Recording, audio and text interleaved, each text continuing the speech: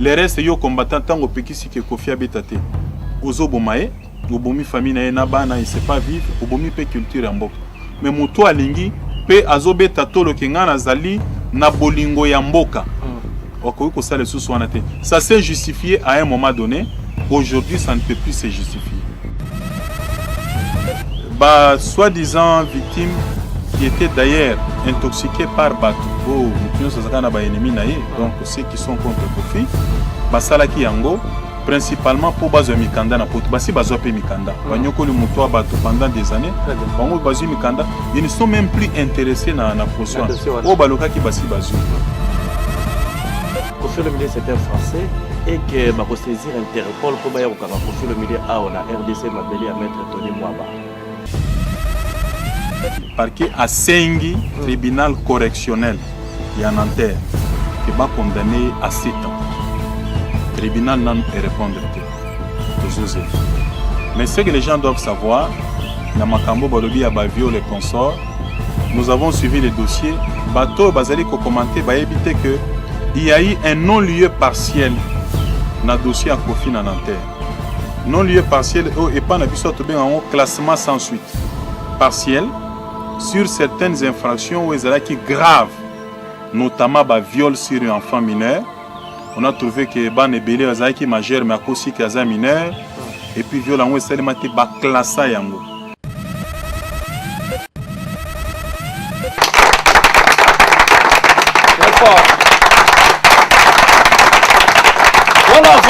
Voilà, très chers téléspectateurs, dis-moi qui tu fréquentes. Oh, je te dirai qui tu es.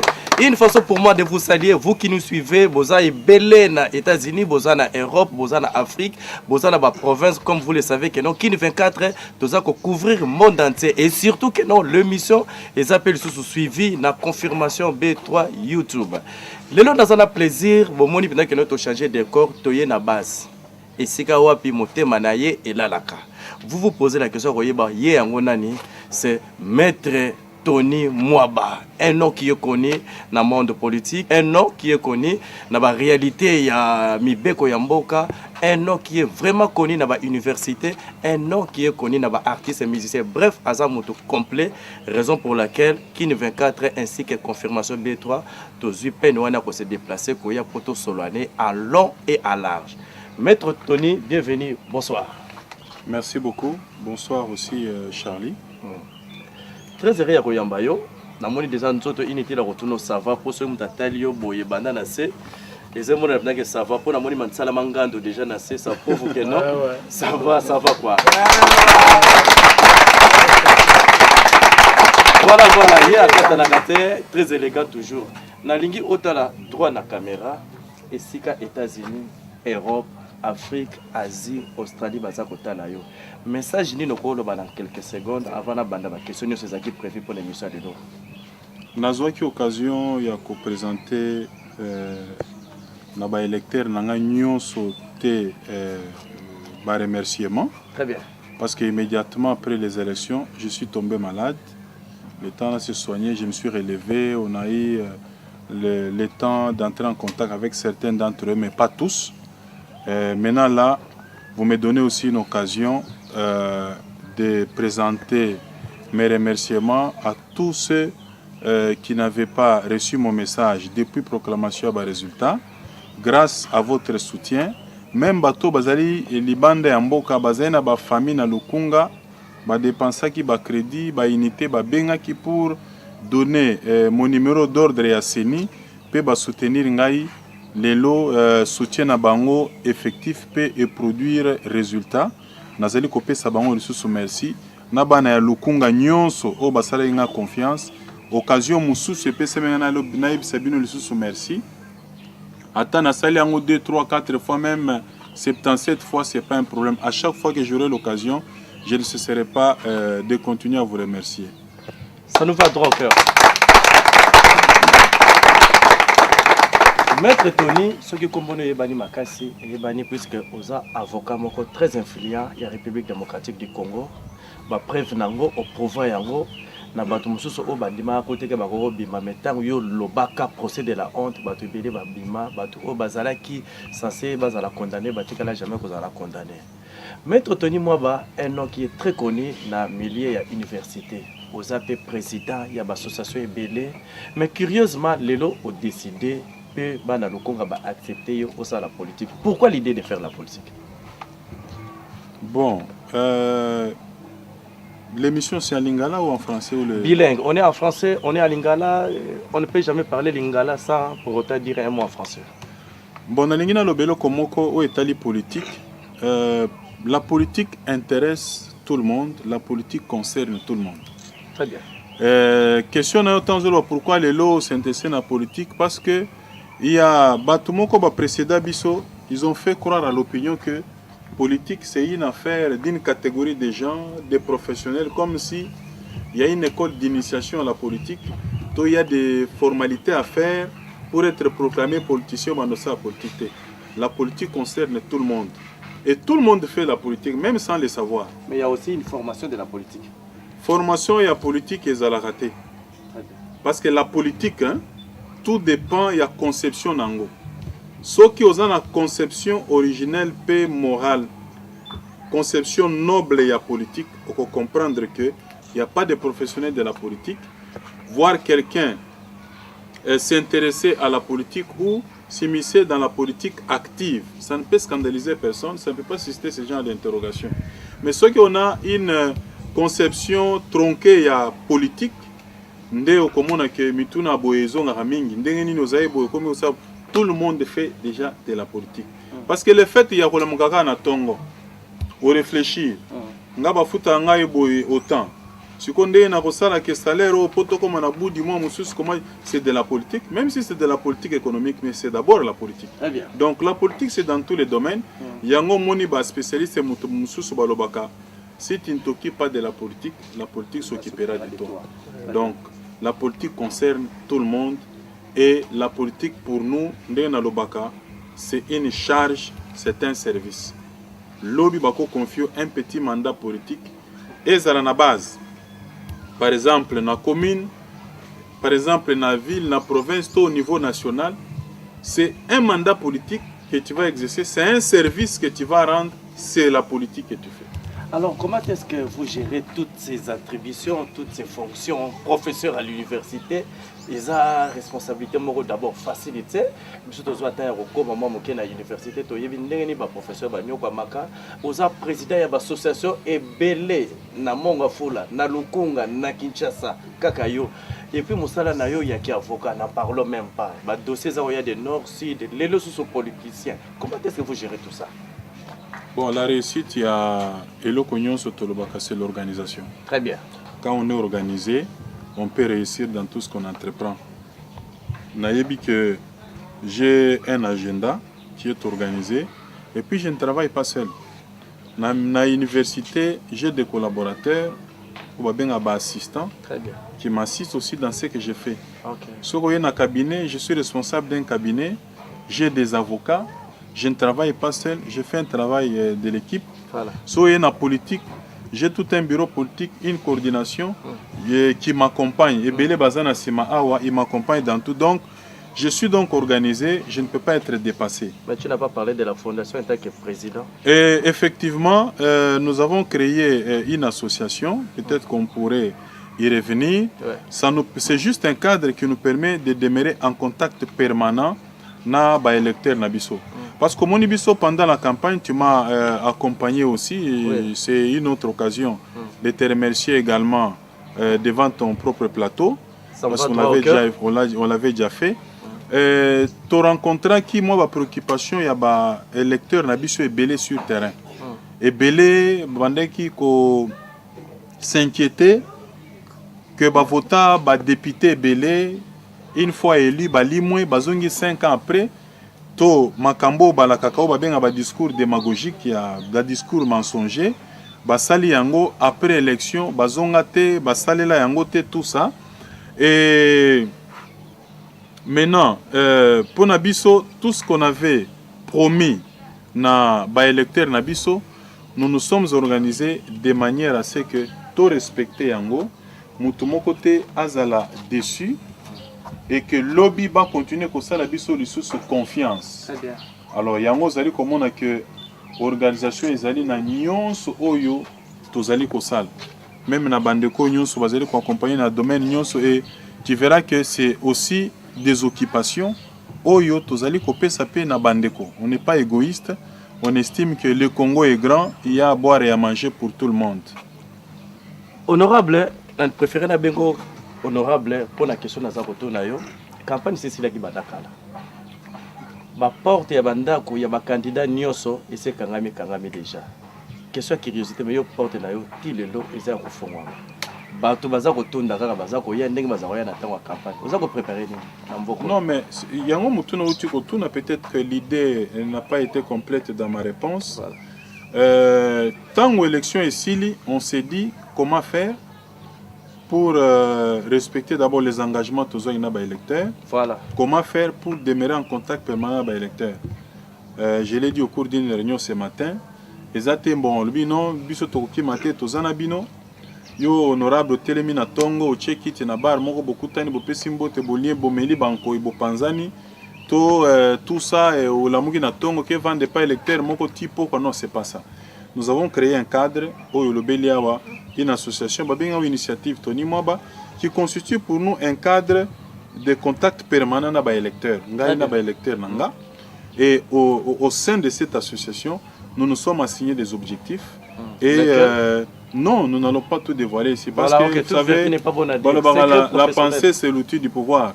Et Belé, et c'est vrai, se sont lancés dans la politique sans vision, sans programme, à part des incantations programmatiques, à part des slogans. Donc nous, c'est un travail que nous... Il s'appelle Tony Mwaba. Tout s'assigner dans cette association. Très bien. Et tous aller poursuivre pour que tous les électeurs qui nous avaient fait confiance, base à la décide, même baoyo baduta qui nabiso, na oyo bakomona ko salema. Je sais que lobby, ils n'hésiteront pas de nous rejoindre eux-mêmes. Donc ça c'est un défi aussi que nous nous sommes lancés. Donc tout celui qui veut nous rejoindre, les associations zeli ko concerner kaka bana ya lukunga. Mais au komona que des fois même na porte na quartier général la biso activité, au komona bato bazo uta matete, bazo uta kingasani, lemba. Malheureusement pour eux, ici, au Tosali, c'est juste une initiative qui concerne les Bana et le Congo. Ils ont aussi des députés là-bas, mais vous allez me dire qu'aux honorables, aux députés nationaux, parce que oui. Même dans Mouto, ils envoient tout ça, ils sont concernés, oui. Même des provinces. Oui, donc, pour profiter de la députation, de mandat national, parce que le mandat est représentatif et non impératif. Tant qu'on a voté le parlement, on a perçoit. Si on a l'obéli augmentation en salaire, si on a l'obéli amélioration sociale, il y a des Congolais et qu'on profite de l'union. Mais moi, ma petite action sociale là, je l'ai fait avec mes électeurs. Là, même la Constitution ne m'oblige pas à faire cela avec tout le monde. Je vais me limiter là-bas dans le Congo parce que 5 ans après, ceux qui ont zongi, na zongi la kabango. Mais mandat nangai ba musu ba ko profiter na nyonso to kosala libanda. Donc voilà, ce cadre-là nous permet d'être ensemble. Il y a beaucoup d'avantages. Il y a chaque jour, il y a des adhésions. Il y a initiative Tony Mwaba pour bénéficier avec d'un certain nombre de services. Je ne suis pas seulement député national, mais Nazali professeur des universités, Nazali avocat, et on a d'autres activités que nous développons. Donc je suis utile dans beaucoup de domaines là-bas électeurs. Je sais que même pendant la campagne, j'étais considéré comme le candidat multiservice. Parce que les lots qui avocat, et que on a le Kongate ou que nous avocat, tout ça, mais on a le Konga, que nous sommes centralisés place moko. Très bien. Au lieu député, on n'est pas Tony Mwaba. Au lieu rencontrer professeur aux connaissances, Maël, on n'est pas Tony Mwaba. Au lieu avocat, on n'est pas Tony Mwaba. Au lieu association, on n'est pas Tony Mwaba.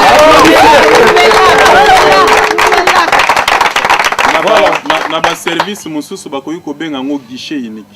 Waouh! Exact. Guichet unique ezali awa, on a connu trop fort à permettre Tony Mwaba. Voilà. Question curiosité. Tous la deuxième partie émission na biso, oza membre cadre ya UDPS.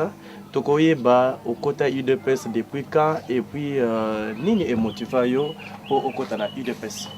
Omoni makambo etali parti neti IDPS impair et est un peu différent na otozo vivre mikolo. C'est-à-dire quoi? À l'époque, un père Mobutu a commis ça qui est un parti état. Ce qui est au botami. Déjà un père. Papa na yo azana un père. Yeba ke yo pe déjà oza un père. Ce que biso to botami na période moko yo déjà IDPS existait déjà le seul parti oyo et telemela ki Mobutu pe et ebisi non. Et tant to botami ba parents na biso bazali déjà na kati opposition na kati IDPS na botami déjà na kati IDPS. Bato baka monter que non, il est professeur d'université lo bamokamba boye point en unité. Je parle de la réalité congolaise. Parce que l'adhésion na parti politique il faut être majeur et puis l'adhésion est individuelle. Koko tapé kobima.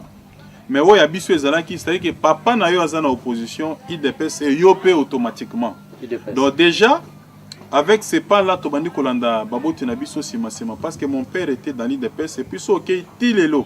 Akoufa mais dans notre parcelle, so ok, na Kojiro sa remona que Baseli la IDPS et Ali Baregno et celle Maratilelo. À un moment donné, c'est vrai, Azaï Moutoupe ya Moussala, mutation à gauche à droite, na intérieur, puis Libanda Mboka Tozo Tambola. Et puis quand je suis arrivé à l'université, on a animé une cellule de l'IDPS à l'Unikine. J'étais déjà membre, on était actif. Et puis tant que Tobimi, on a suivi la cellule de nos parents, ainsi de suite. Bon, netika ezalaka makambango, moko activité personnelle, ok gauche, ok droite. Moi pose ezalaka tout ça, mais tango nyonso na banzai kosala par exemple préparation pe soutenance ya thèse nanga doctorat. Et puis na moni ke nazongela ki masolo nanga IDPS. Et puis je suis retourné au parti parce que j'avais trouvé que c'était le seul parti d'opposition sérieux, le seul parti qui portait un projet de société alternatif et crédible, mais aussi qui était porteur de l'espoir de tout un peuple qui était en plein désarroi. Merci, honorable Tony Mwaba. Tout le monde dans Mozindo, il y a actualité où ils sont à la une. Félix Tshisekedi Tshilombo, président de la RDC, Oyo Lelo, Bakinois Nyoso Basepeli, Bakongolais Nyoso Basepeli. Mais dans l'introduction, Kokota Nae a annoncé à ce que Bandeko Nabiso Nyoso Ba diaspora, Oyo Bazana Europe, Bazonga Mboka. Nalingi d'abord avant de na Mozilla qui soit là, analyse par rapport à la expression na yona le fait de Rolobakeno, tous les Congolais au Bazali Banda, Bayana Mboka. Oui, même à l'époque.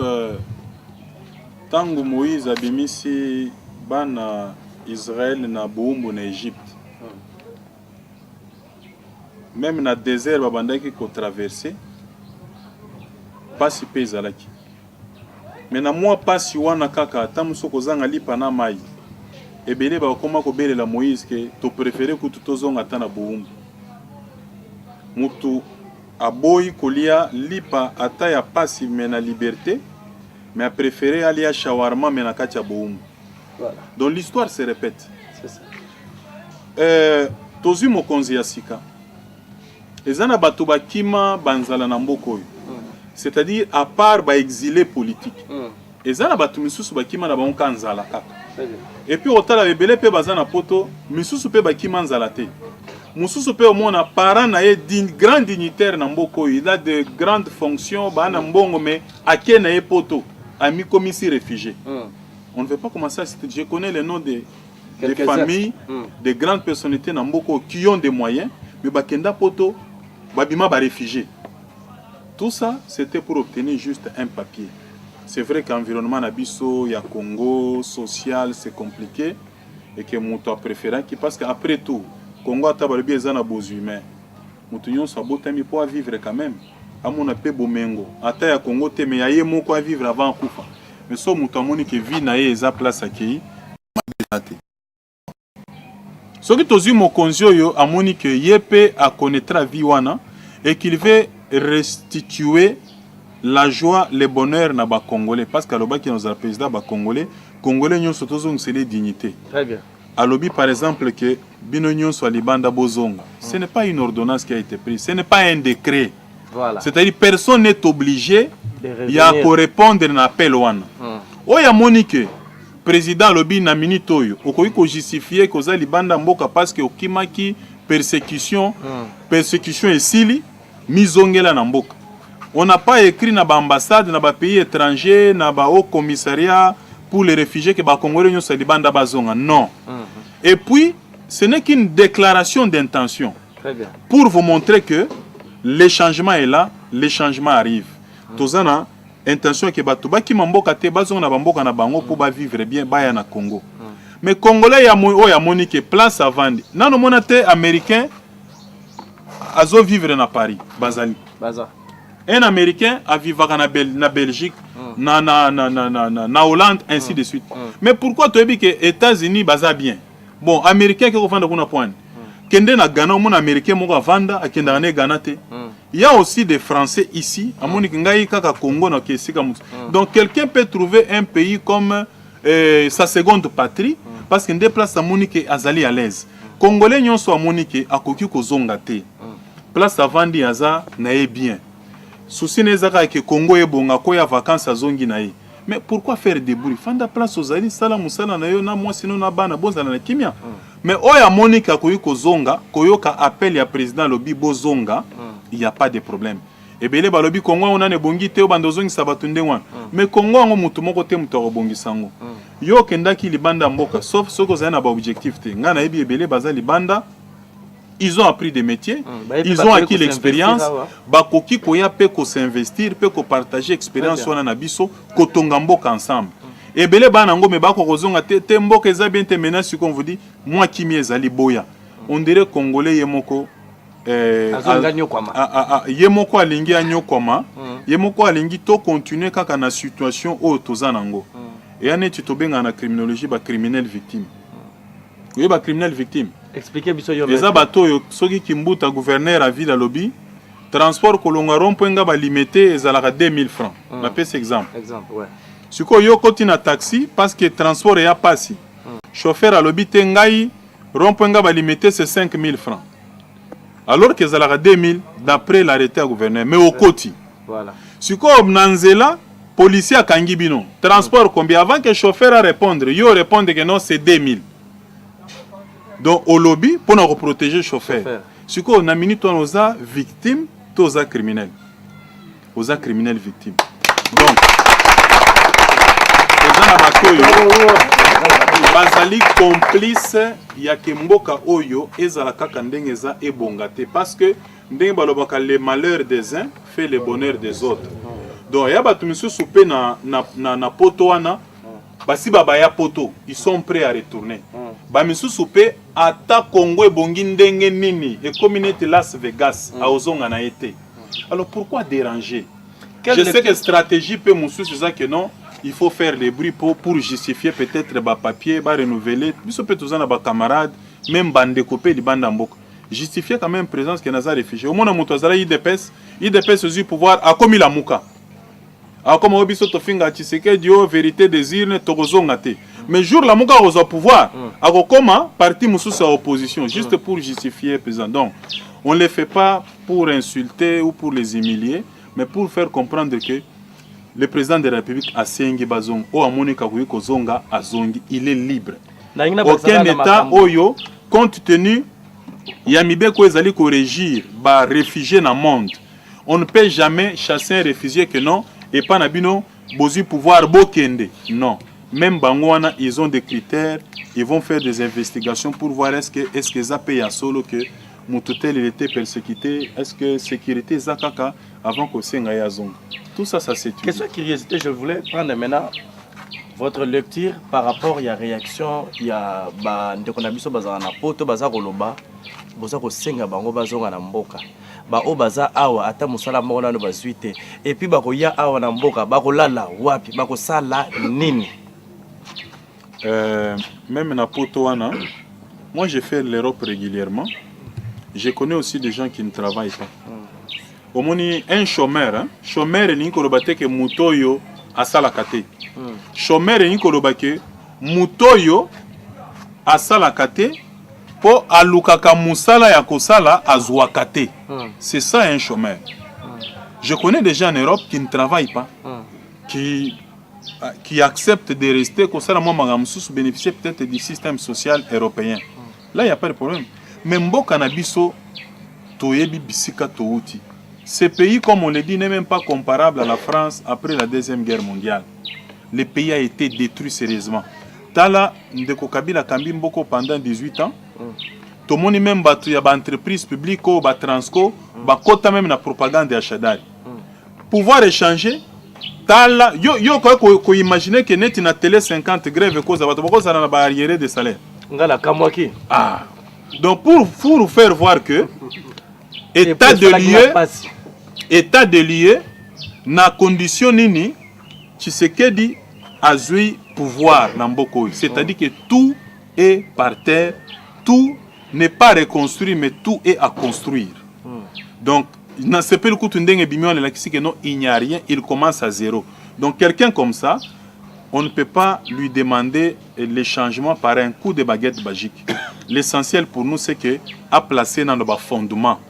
Les fondamentaux, ils ont pour construire. C'est-à-dire que ces fondations ici, Salemi, nous avons poser briques en alignement pour les aller bien. Toujours, mboko imibeko yalaka. Impunité, injustice, si le président Félix Tshisekedi nous donne seulement un bon ministre de la justice, ngai nalobi ministre kaka ya justice. Net yo. Nalobi ministre kaka ya justice. Net yo.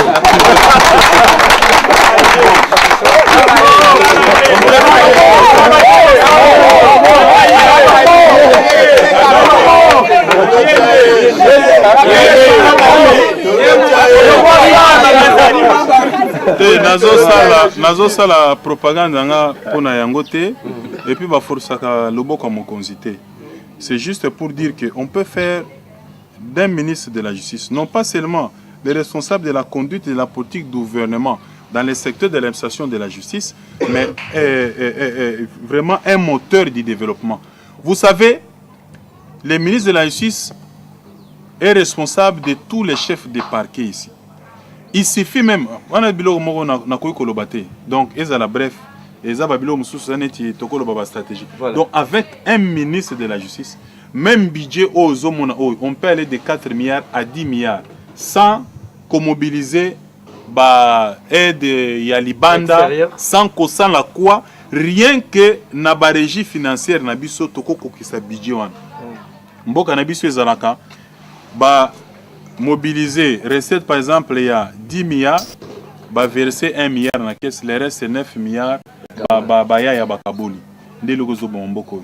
Mais je sais qu'on ne va pas demander au président de la République que le loto la muka asalika kaboy maramnyo se bongi, il va poser les fondamentaux na bolingo na biso ba congolais pour na mboka na biso to sungaye ekende. Mais na minute oyo je sais que parmi nous, puisque eza candidat oyo ba sepela ke mutu na mutaza na candidat na ye lokola candidat na ye alekite po na ye ebeba ekufa guerre kota makambo ebeba a échoué.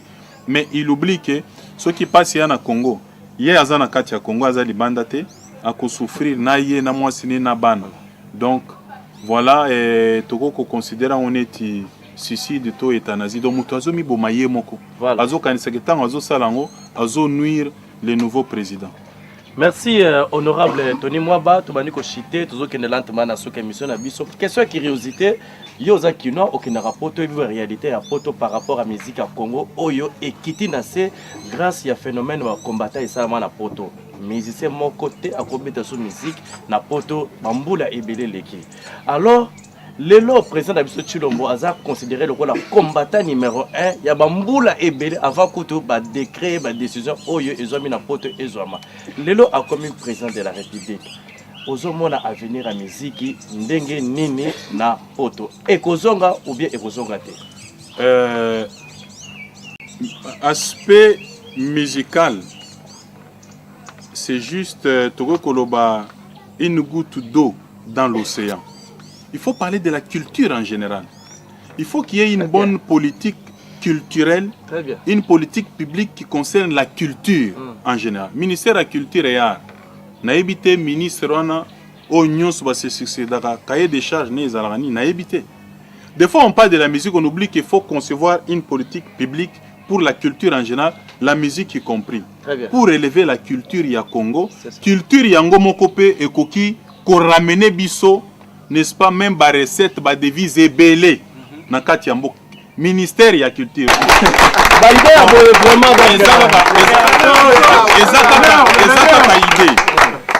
Donc, le problème ne doit pas être, la solution ne doit pas être conjoncturelle mais structurelle. C'est-à-dire, il ne faut pas tout vendre à tous les zones, mais musique n'importe quoi, ça c'est conjoncturel.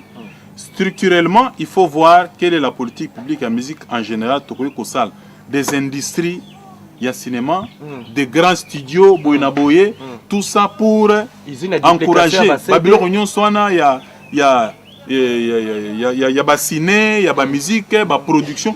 Tout ça, ça n'existe pas chez nous. Il n'existe pas toutes ces plateformes. Les lots artistes comme Obimisi album, Obimisi basse de moto qui pas ngwazate, tamboli na ba YouTube toziango na ba flash tochango na ba mituka tozo kanabiso ma artiste azui zéro. Azoko fa pauvre. Alors il faut concevoir une politique comme ça, protéger l'artiste, protéger ses œuvres, promouvoir ma œuvre. Makambo telle musique à poto, c'est conjoncturel mon frère. Ça ne résolvera aucun problème, il y a musique en général, en particulier, ni il y a culture en général. Les lots, à Taborobi, musique et zongi. Qu'est-ce que le Congo va gagner dans ça? Par exemple, un musicien, je cite, bonne relation, pourquoi Tanguy pour him? Non. Aux unes, tu confies au Lomide, à Kende Poto, à Kendete. Qu'est-ce que le Congo gagne? Rien du tout. Ce qui Kofi Akei, à Betty, à Sepel Sibat, Bafutimbong, ça profite à lui au quartier latin. Et encore qu'il va payer les impôts en Europe, il ne paiera pas les impôts ici. Bande on a biso ba Hollanda concert à Kofi, tout ça, c'est pour leur confort, tout ça, plaisir na bango. Et ce qui wana. Mais où est le problème du Congo dedans? C'est vrai que nous avons, na posa que, artiste na bisope, bafongwama bakende musika poto pe bande ko permettre que biloko eza awate bazonga ta na poto ba studio a bien ba bimisa ba biloko qualité a bien bazope ma mbongo ya bien parce qu'ils sont protégés tout ça. Donc ils peuvent trouver en Europe ce qu'ils n'ont pas ici. Mais au-delà de tout, où est le problème du Congo dedans? C'est vrai qu'à un moment donné au départ, c'était que les artistes et musiciens Bando se comportaient comme s'ils étaient insouciants, inconscients dans Makambozo le Kanamboka.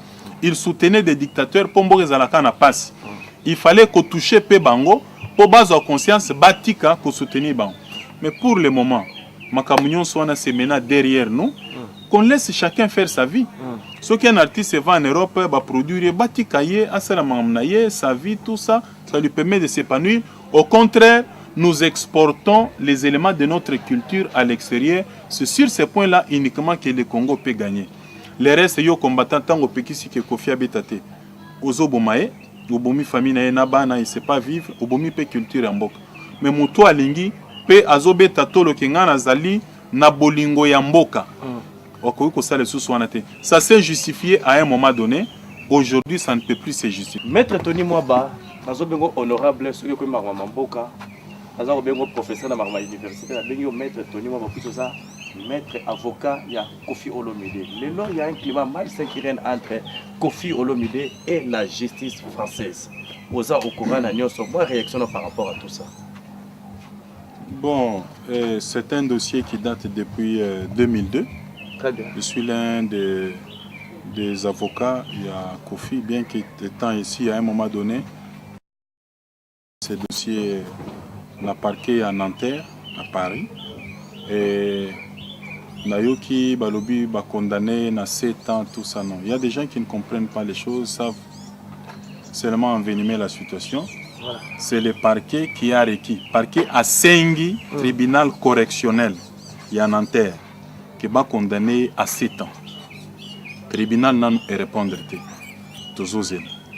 Mais ce que les gens doivent savoir, dans Makambo, Balobi, Abavio, les consorts, nous avons suivi les dossiers. Bato bazali ko commenter ba éviter que il y a eu un non-lieu partiel na dossier à Kofi na Nanterre.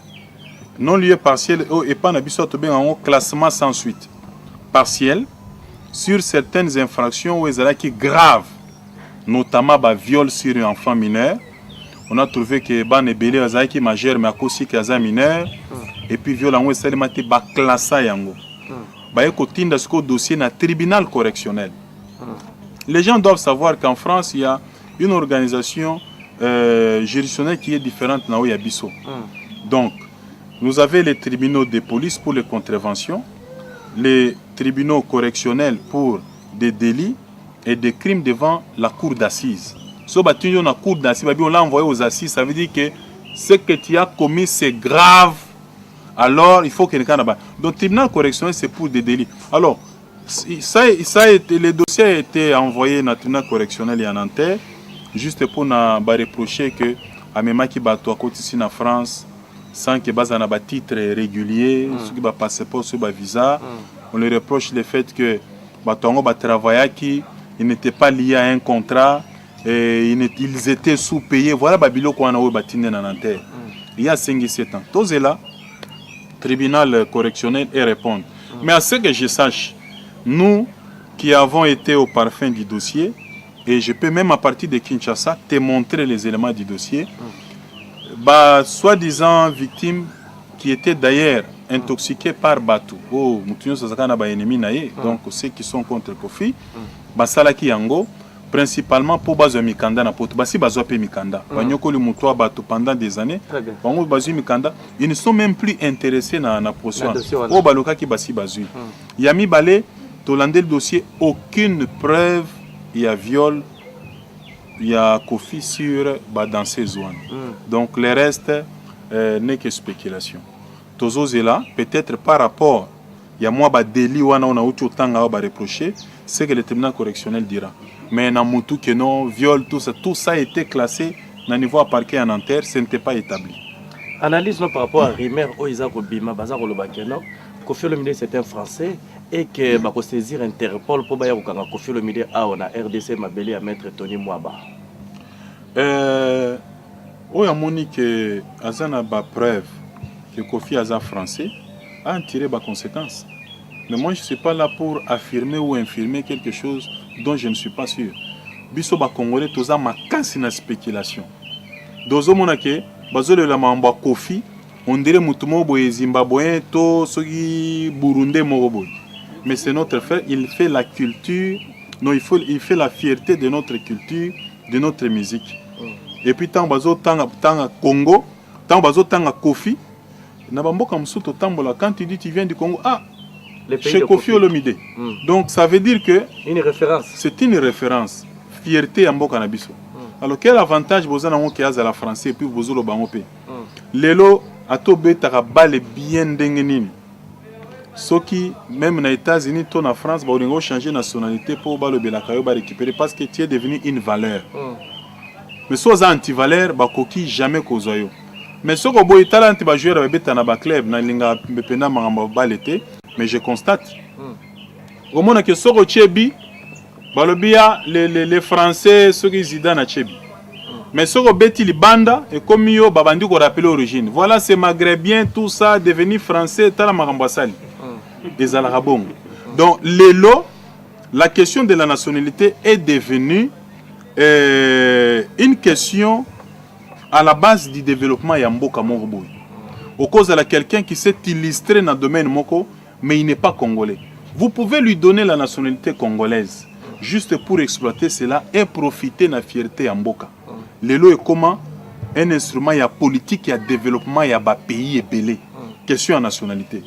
Oyebi même na ba université bato yo ka batangi na poto azongi soko za maele kozonga te. Biso totanga na ba poto te totanga na biso aw. Je sais que j'ai fait ma thèse à un moment donné, j'ai fait des recherches à l'ULB na zone. Mais tous ceux qui vont na ke kotanga na Sorbonne, na ke kotanga na ULB, ceux qui au sali ba exploit kuna, on va te retenir, tu ne reviens pas ici. Mais ce que ça veut dire que les gens vont tirer dans le Rambo. Bon. Pourquoi ils le font? Et quand ils le font, on a la nationalité. Sans condition. Voilà. Donc, la nationalité est devenue un instrument de développement économique en Mboka.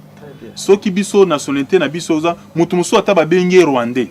Ceux qui Congo ont exploité pour venir à Congo, les biens à Congo. Pour la nationalité congolaise. Encore une fois, un autre. Mais Izaka na koinoko la paix congolais, mais une face large au Rwandais pour batumbo kana pine tout ce kufa ya sepela. Un autre artiste Oyo défendant Oyo sala vena ke bouger mokili, c'est Fiston Sai Sai avec expression Oyo ou la kisa bisonio sur procès de la honte. Qu'en est-il? Oui, tout le monde sait, dans cette ville, Fiston Saï Saï a été poursuivi pour viol sur enfant mineur. Et... Apparemment, c'est pour défendre l'artiste de viol. Hein? Non, non. Le viol, c'est une antivaleur. Alors, ceux qui la défendent, d'ailleurs, c'est une simple coïncidence. C'est tombé. Dans tous les cas, je suis un avocat qui est habitué à plaider les causes désespérées. C'est-à-dire les causes perdues au départ. Place au monde qui est zélé zaté. Ndé ma cause biso tozwaka. Toya raté babilo au moins simple. Donc, puisque c'était grave, ce qu'ils ont viol, c'est grave. Vous comprenez? Alors quand tu vas chercher aussi mouton à défendre, cherche aussi un vertébré du barreau pour intervenir et sauver. C'est ce qui a été fait, je suis intervenu. Et ce n'est pas que je suis spécialiste à défendre des bateaux à viol, mais je suis tombé sur des dossiers où il y a eu des faux viols. Les viols à un moment donné dans ces pays étaient devenus un fonds de commerce. Moutoye, papa me manga kitsanga na 7e, comme kitaote, futangai, au moins côté touti et bandindewan. Depuis le procès Saï Saï, il faut violer ici dans la Kinshasa. Très bien. Jamais. Donc on avait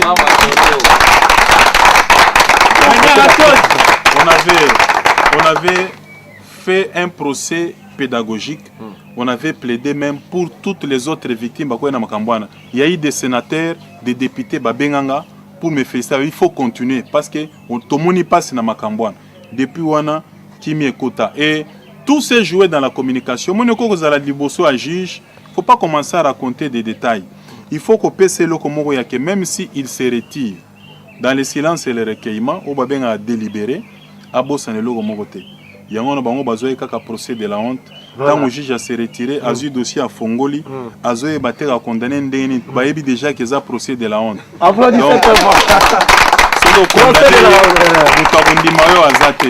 Donc tout s'est passé aussi dans la communication parce que c'est la science. Hein? Les droits, c'est aussi une science des initiés. Il faut être initié. Et comme toute science, elle est d'abord vocabulaire. C'est l'expression qui précède le tout. Il s'appelle Maître Tony Mwaba Kazadi, c'est-à-dire Mouto pendant Alexa Bisso expression, il y a procès de la honte. Bravo, merci, l'assistance nos sala surtout na artiste puisque moi je suis opérateur culturel. Na lingaming me ko épingler ma kama artiste. Oh, c'est le premier épisode de Misso Tosali. Apparemment, il y a beaucoup d'histoires que ngana yo photo solo là. Beaucoup de choses. Voilà, il y a beaucoup de choses vraiment il photo loba. Les aki ka to généraliser prochainement to banozwara ka épisode moko sujet moko to demato lobela. Na lingi sukota la droit na caméra et sika monde entier bazo otala yo. O loba message zaki très nécessaire ya loba. O peut-être nga Charlie na 8 ans ya retourner question na te. La brise d'Antenza Mokileza Romona. Bon, Yamutuya, et sur l'Obami, Nazo Lobasiko, yo na bande konyon so ba Congolais, tozala na bolingo ya mboka.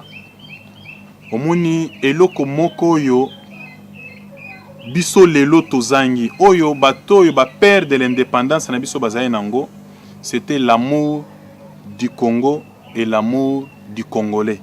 Lelo to anangote. Balumumo bakasavu bazana ba diplôme te lelo butule ba docteur to komi ebele yoka ba diplôme mais mboka kende liboso te poani tozangi bolingo lelo ya antivaleur moko ezali ko circuler neti virus Ebola c'est le tribalisme. Très bien. Lelo ekomi soki moto azali ko kamba azali ndeko nanga ya mboka na biso te nyonso azali ko sala ezaka kaka mabe ye ifo longwa ye ifo kufa mamunyo ifo sala ifo ebeba oubliant que ozoleka ke bateau ekweya alors que na kati ya bateau parce que moto azokumba bateau yo na yebosolo la kate molingi ekweya mais yo pe kokufa. Donc le tribalisme c'est un antivaleur au tozali ko combattre, c'est un fléau. Bande kototi ka eloko wana Congo jamais ekoki kobonga na tribalisme. Balobaka mieux vaut un ami proche qu'un frère lointain. Parce que zo na butu ndeko na yo master na yo à cause de la même école mususu akosunga yo kende kono obotama tata moko mama moko aza musika ko sala ta muso le côté kala c'est na kati ya ba famille de soutien zalaki solidarité et consort mais mikolo yo famille jouera sous ce rôle où jouer bando jouer avant ba conflit ya liboso ya batulele comme na famille au mona mutu il a de bons rapports libanda na baninga mais c'est en famille qu'il a des ennemis Alors pourquoi tokokende na eloko wana ete tribalisme soki tozali kocontinue na biloko wana to regretter te tala to organiser ba élection sans appui extérieur siko batiki biso to tonga mboka na biso mais lokola type wana yazabwe. Je ne parle pas seulement au niveau de la présidentielle, ezali na ba niveau nyons, même dans les entreprises. Na mbinde komoko aza enseignant, il est de Bandundu. Mais place azali soki directeur wana aza école mususu soki côté Équateur basé au Canada, azo privilégié ka bande konaye. Vous voyez ces histoires là, malgré compétence yaza nango balingi ba écarté acha ndeko na yebi elokote. Ezali ko bomamboka congolais ayeba que soki mboka o ezali ko bongate ezali souci ya France. Problème en France, il y a Belgique, il y a Rwanda, il y a Bissomoko. Parce que tout le monde même bas congolais, azali ko katisa ake ko yebisa Kagame ko yebisa Rwanda ke yaka ko agresser biso ebe bakaka na Congo parce que muto aleki biso to sepeli na yete. Yoka niveau congolais. Merci, il s'appelle Maître Tony Mwaba. Le lot monde entier, le lot RDC Mobimaza Robengaye, honorable Tony Mwaba, plaisir de vous recevoir. Nous allons te promettre bien que la première partie, tu reçois prochainement pour te développer. Sujet est belé, tout ça, il fallait tout solana.